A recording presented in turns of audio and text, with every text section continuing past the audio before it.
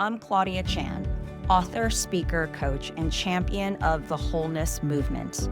For over 20 years, I've studied and coached high-achieving people, learning their thoughts and lifestyle patterns. But through their stories and my own journey, I've discovered a profound gap between outward appearances and our inner fulfillment. In the Claudia Chan Podcast, my colleague Shannon and I will uncover the invisible epidemic of chronic busyness, endless rumination, or that quiet feeling of unfulfilled potential that many of us bury underneath our accomplishments. You'll learn how to experience the consciousness of each day, transform the pain of hard moments, and discover the alignment that our souls desire. Let's go.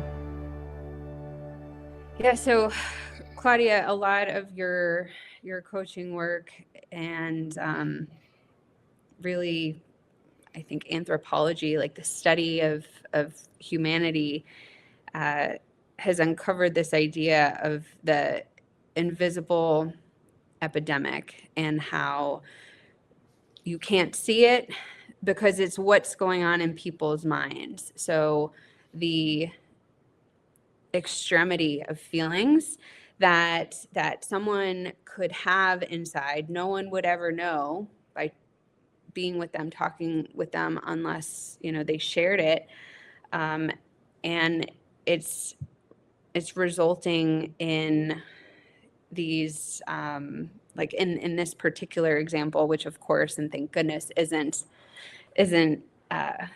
common for it to be to such an extreme, but the idea is still there that this individual, and I know it's like you didn't even know his name because we don't even want to kind of give oxygen to it, but it's like this individual was in such inner turmoil that they felt they had to take it to this extreme and end a legend's life. So I think today getting into how do you help in your coaching work through your advice, through your tools, how do you help people through when they feel like their emotions are so big, that their problems are so big, that what they're facing is so extreme that it feels insurmountable, like this individual? Yeah. So I think where I want to start with this is at the core, I believe, of hopefully most humans, and I have faith in humanity, that most people are good people. And that basically at the core of the human need is desiring love. Our fundamental human emotions, that we have such powerful love inside of us that we want to be loved, we crave love, which is also connected to our worthiness. We want to feel worthy, we want to feel safe, we want to feel just substantial. And I think emotions are so overwhelming and they're so powerful. And when I think about the story of Tyler, I mean, he was only 22 years old. And I don't know very much. What I do know is that he obviously was brought up in a Christian household. And basically his parents were people of God. And I believe it was pretty religious from what I saw. But he, as he was, entering his youth, and he's, of course, TikTok, and of course, all the social media that we see impacting young people.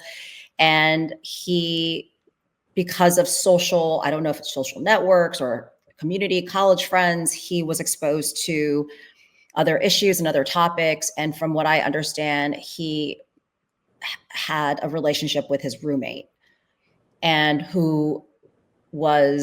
they had a relationship who was of the same gender, and his growing hate for Charlie was just everything that Charlie represented, or again, the clicks or the clips that he would see might have really been, I'm assuming might have been really, really triggering and upsetting. But the work that I do is, as I think about that, is when you are in pain and you are in not feeling a sense of worthiness, or you feel like who you love is not worthy, or you are, what you stand for is being attacked, or what somebody else you love or issues you care about is being attacked, how when that pain starts, it can really get out of control. And I think for some people, pain results in depression.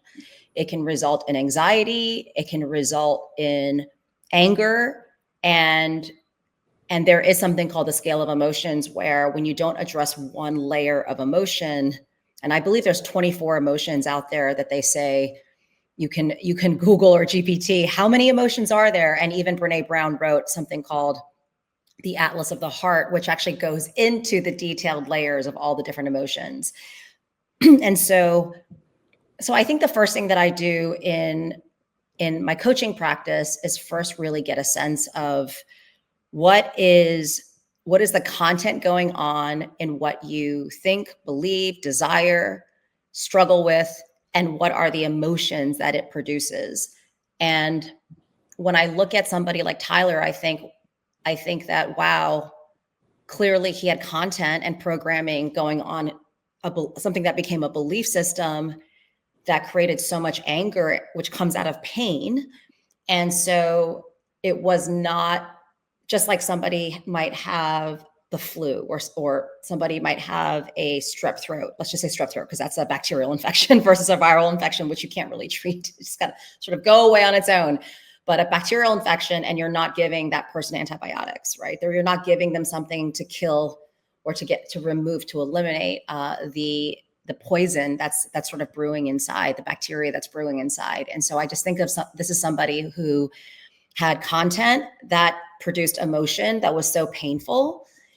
And again, however it came about, whether it was, depression at first, or anxiety at first, or it was anger immediately, that this is somebody where I would be assessing, if I had caught somebody like that earlier on, is what is the content and what emotions is it producing? Because out of that will then come action or inaction. I'm just thinking about how the feelings were silent. This individual would go and have holidays, have dinner with the family, and it's like, this wasn't known. It was all kept inside. It was bottled up inside. And we've also talked about the identity gap, and how the identity gap, it is that inner turmoil. Maybe you can just talk a little bit about what the identity gap is and how that plays into the invisible pandemic. Well, I think that there's a lot of neuroscience in this, but where I just started was, there has to be a discovery process for me in working with any client to first understand, again, what is the content, in many cases, is what do you desire and what are you struggling with, but getting a sense of the content, the emotions that it's producing. But with the identity gap, really what that means is, even we look at people and we look at, okay, this is Claudia Chan, and this is Shannon, and we're at this age and we live in the city, and this is what we wear, and this is, the sports that we take our kids, we coach our kids in, and this is what I do for a living. And we can or you go to this school, and this is your university, and this is what you're majoring in, and this is the brand of backpack that I wear, and we can just make assumptions about who people are. And at the same time, it's easy to sort of wake up every day and portray, this is who I am, and this is the title, and this is the reputation and the branding, the personal brand that I'm upholding. But deep down inside, internally, there's all these emotions and up to 60,000 thoughts a day, and patterns and triggers, and a tornado of things going on. And so the truth of who we really are, and what we might be struggling with what we're trying to uphold on the outside, that's where the identity gap starts happening. Obviously, a majority of my clients are people that are leaders or high performers in organizations. They're world leaders. They're individuals who want to do big things in the world and make a difference. And so I'm working with more of adults in their 40s plus in the workplace.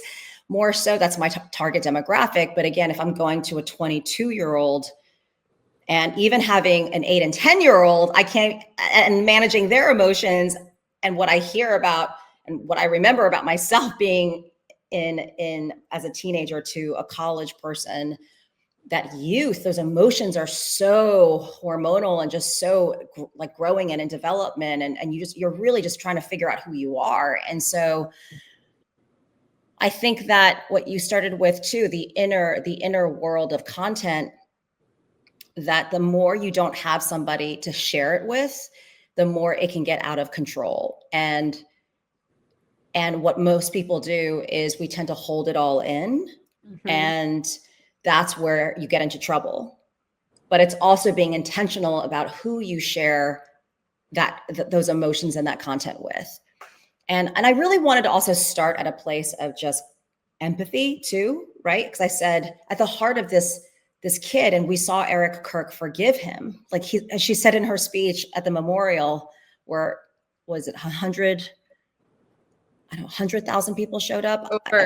Yeah. Because I think about even a football stadium. My husband went to Auburn University, which can hold 70,000 people in that football auditorium. So I believe 100,000 people at that event sounds correct. Erica said that boy, that young boy, that young man, just a kid. And so what clearly was in his world and his programming was out of control. And often when you have hate for others, which is clearly what that turned into, to have to murder and plan on an assassination of somebody, is that level of hate, I often say, is a reflection of the hate for yourself. And we do to others what we inflict on others, the pain that is within us. And so yes, it is the fact that this kid didn't get counseling or didn't have a friend who could, or clearly didn't express what his intention with September 10th. So yeah, the place that I would start with, I guess the question too, if he was my client, it would depend on whether and at what age and at what point did he start seeing me as well. Right.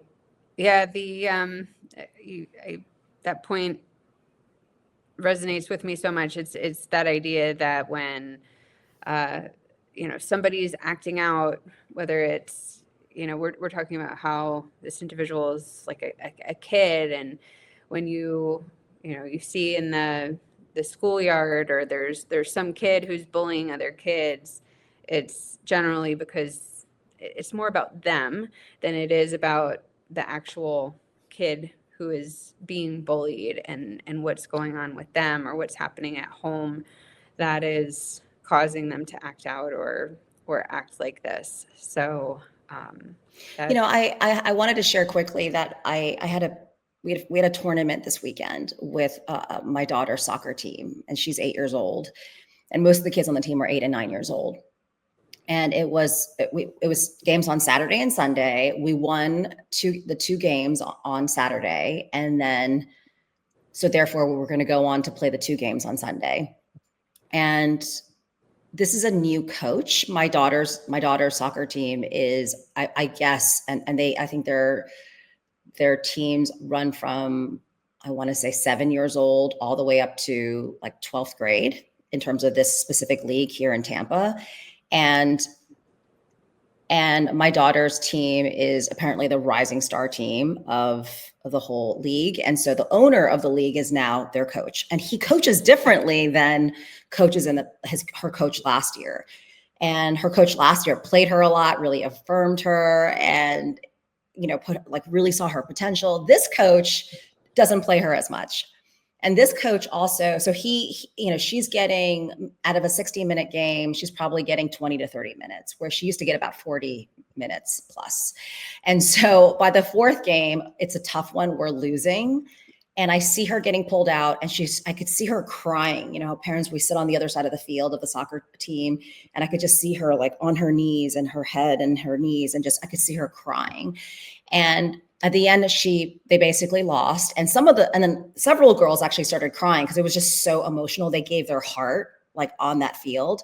And also the league they played apparently was 2 levels, like higher in the league level. I'm still learning the soccer jargon, soccer mom jargon. But I realized afterwards that she was crying because she was not, the coach just hasn't been playing her as much. And also because they lost. And the level of hysterical crying, the level of hyperventilating crying.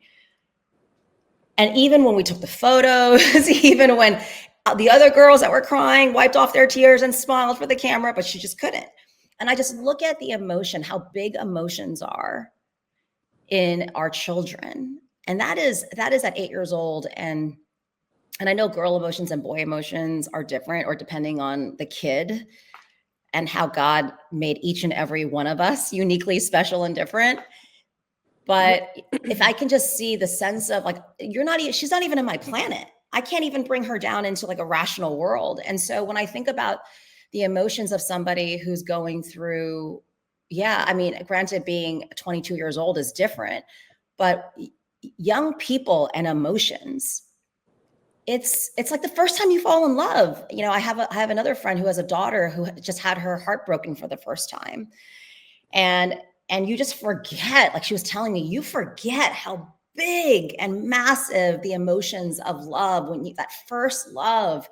And I got to imagine that Tyler, this young boy, this young man might have been so in love with his roommate, and fallen into the content and the belief systems of whatever he was seeing and consuming on social media, because clearly he didn't know Charlie Kirk personally and really didn't study his full work and his full depth of conversations and his debates.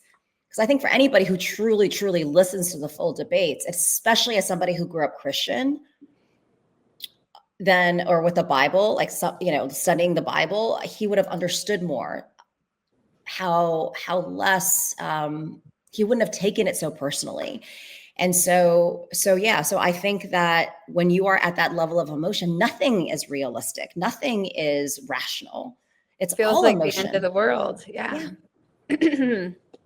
So that was such a great grounding. I feel like it really gets you in the headspace of the intensity of the emotions and how those feelings are real. And in the moment, it does feel like the end of the world or so big. And when you stay in your head, that's what happens to everybody. If you don't know how to regulate and how to work through those things. And I think that's why the work that you do is so important, because it's helping to bring awareness to all of this and help give tools and understanding to it all to manage it and help change culture and I think improve the world. So maybe you can talk a little bit about one of the analogies that you've given about mice, and I think we have a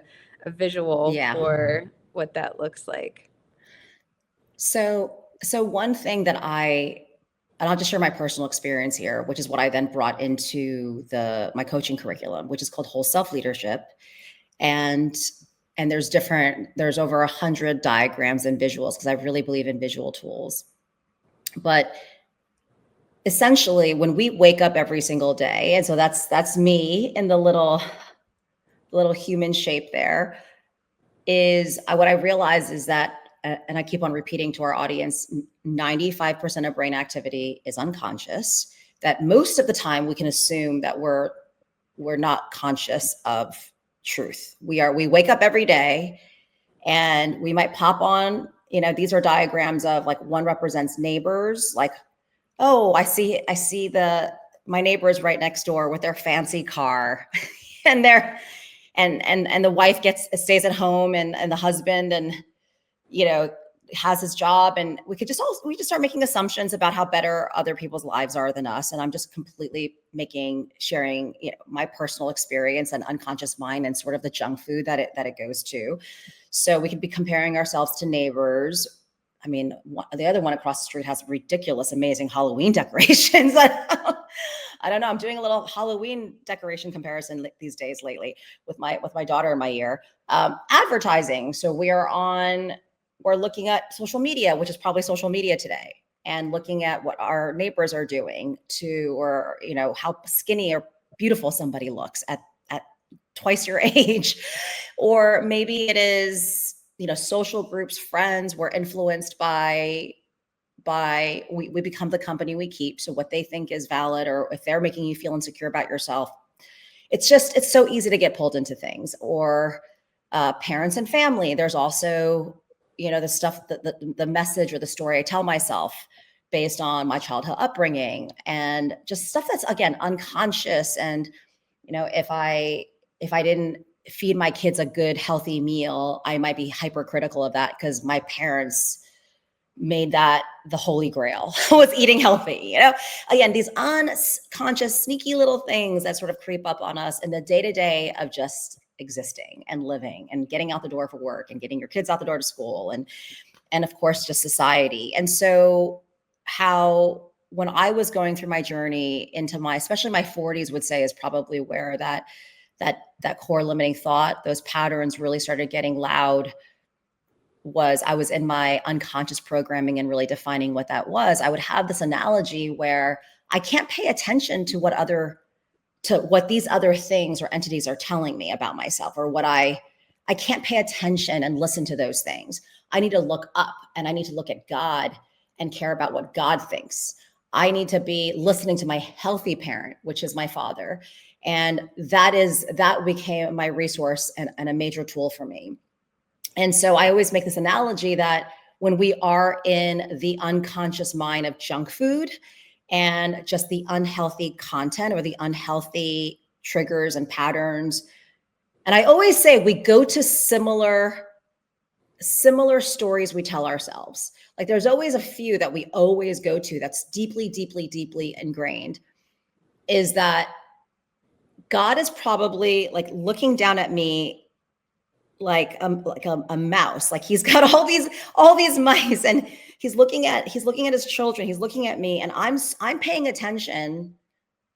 Or no, he's looking at me as his daughter, and I'm paying attention to all the mice, to all the little like rodents that are running around, as opposed to looking up at my God and my Father. And it's just this analogy that, Claudia, you're paying attention to the mice, like you're paying attention to the rodents, you're paying attention, you're eating the junk food, and as opposed to looking upward and listening to your Father and listening to his word and what he put in the book, in the Bible, and going to that as truth versus all of this, which is lies, right? Lies that we've made up because that is the way, that is what it means to be human. So this is a diagram that I show and teach in my curriculum, that white space there in the middle, that's where we need to live, is we need to, as many times throughout the day, get out of focusing on the little people, on the little mice, on the junk that is around us, and look up and listen. Oh, it's such a good reminder. It's perspective. I think, like, to synthesize what you're saying, it's like, in the grand scheme of things, these superficial things, what you have, what they have, what they think, that doesn't matter. It's what God thinks. It's God's plan. Yes. Versus all of these wheel elements. Yeah. And I think that's where I would say to everyone, and I tell this to my clients, is that you almost have to think that there is this there's this unconscious programming, default computer program that is on autopilot. Because we're living in the same house, we're waking up every day, we're making breakfast, we're drinking coffee, we are making similar choices every single day, and we're in this autopilot of life, and there's content that flows in. It's the same, kid that you have. It's the next soccer league. It's the next. It's the paradigm that we're in, and how there is to be extremely diligent and have conviction over what is the truth that I'm going to choose every day.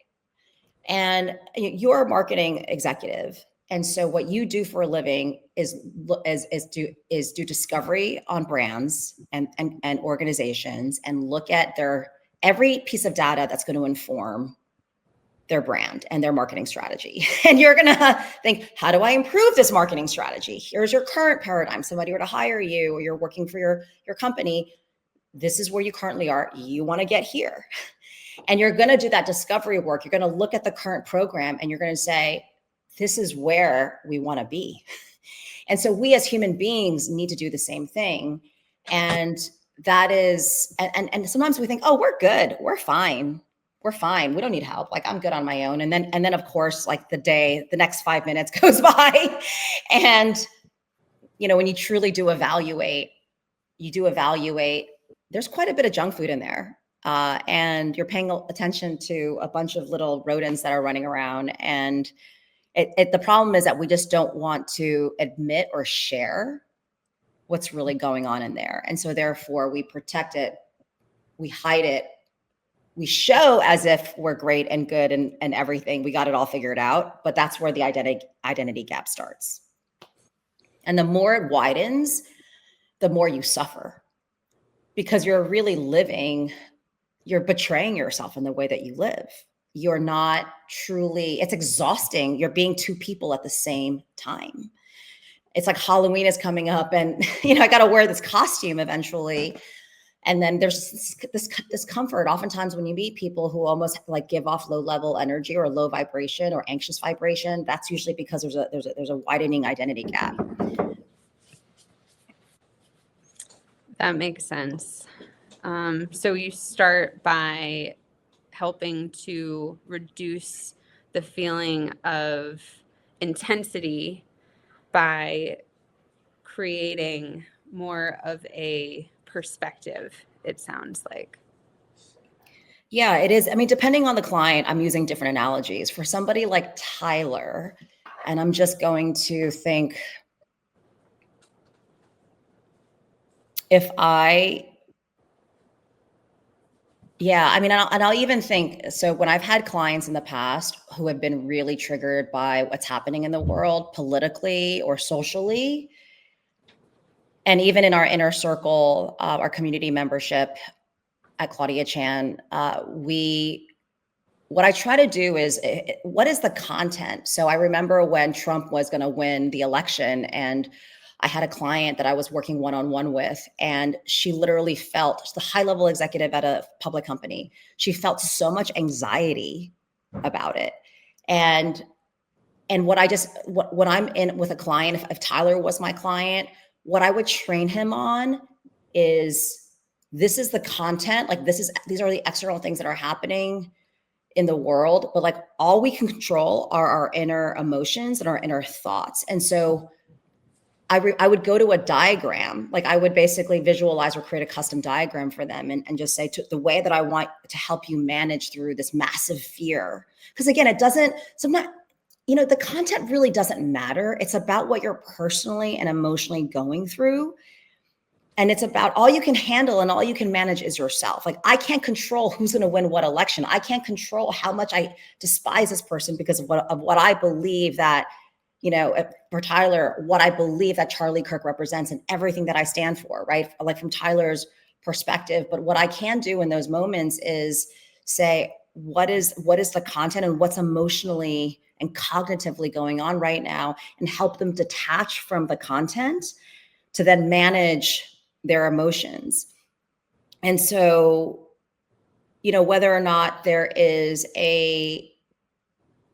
a school of, I remember your daughter, I remember, or one of your kids, there was a really horrible bullying event that happened at your school, right? Or there are these horrible things that can happen. And it just literally throws so much fear into us, or so much anxiety into us, or anger inside of us. And it's like, you just feel this tornado of emotions, but I just have to detach you from the content and just get you in control of your emotions. And even the stages of shock and the stages of grief is knowing, okay, you're going to feel anger, you're going to feel shock, you're going to feel fear, you're going to feel eventually maybe even sanctification. I go to Rick Warren's 6 stages of grief, like when you lose somebody. And for some people, again, your candidate losing an election or is going to be different than that emotion than somebody else losing the election. It's going to, we all reacted to things differently. So it is mapping out, okay, you're going to feel all these emotions at a certain time, but at a certain point, recognize that you're in your unconscious mind, high levels of cortisol are like literally being released into your body. You're in your sympathetic nervous system, which is fight, flight, freeze. You're in your reptile brain. You're not rational right now. Help them get a sense of like the emotions they're in, what's happening in your brain at the time, and get them back to a baseline. And so if I were working with Tyler, even when he, let's just say, was starting to have those thoughts and emotions, it's how do I detach him from the content of what's going on in the world, and really help him understand his sensitivities, why he's being triggered, what are the emotions that are happening right now, what's happening in his brain literally in the moments when these triggers happen, branding those triggers to catch them faster, and giving him tools to calm himself down. So it's just, I think that, and I truly believe that that's how we're going to heal and unite, or just save this humanity, is helping people understand the neuroscience behind the programming that's controlling them so much.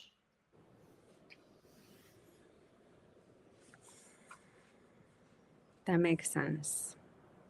It's intense. But yeah, and we're also just in a world too where people have different definitions for different things.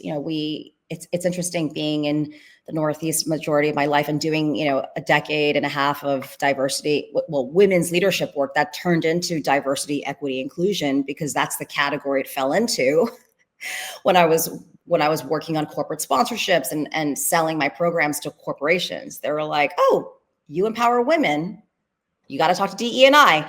But the meaning and definition of inclusion those years, and then moving to Florida, and I believe that the word diversity was banned out of universities. Like, we were one of the first states to do that.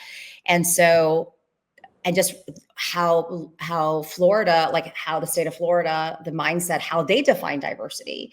Or again, being a Christian, and what a Christian means to me, and yet what Christian or Judeo-Christian might mean to other people. People can give different definitions. A friend of mine said, "Claudia, it's when you say Judeo-Christian, it sounds MAGA." Okay, we give different words, we give different meanings to different definitions, or different definitions to different words. And so therefore, we almost need to live in a society where, yeah, we got to teach people to detach from content and really, really get a hold of themselves first. We need to become an expert on our internal cognitive behavioral trends before we actually become an expert on everything else that's happening in the world. And I think if we do that, then we have a bit more empathy, and we can lead with more curiosity than reactivity. Ooh. Yes. So we got some family in the house today. Yes. Full authenticity. I love it. Yes. Well, on that note, I think we're just about probably at 45 or 40 minutes. It's, I think one example and one extreme example of what happens when the inner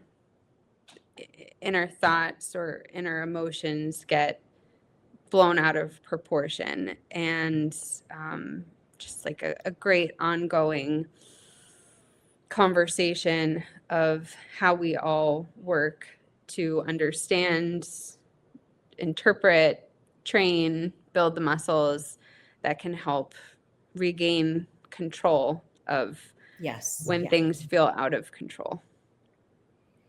Yeah. And what I'll just close with too is that, who we all are, it's not only, when I start coaching with somebody, there's always a discovery phase where you get a list of questions from me that you spend.